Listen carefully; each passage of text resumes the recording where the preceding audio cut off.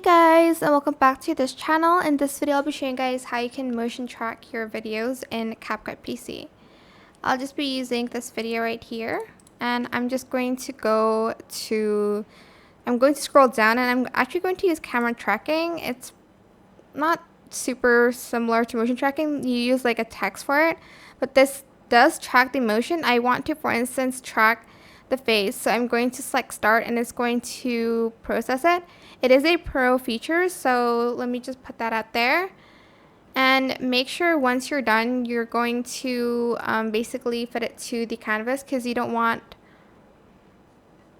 no object to track. It's literally tracking the face though. Okay, let's do hand instead. What a body.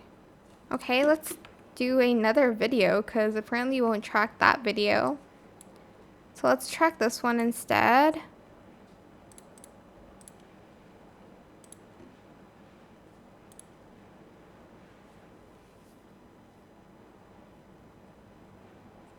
And make sure you select fit to canvas.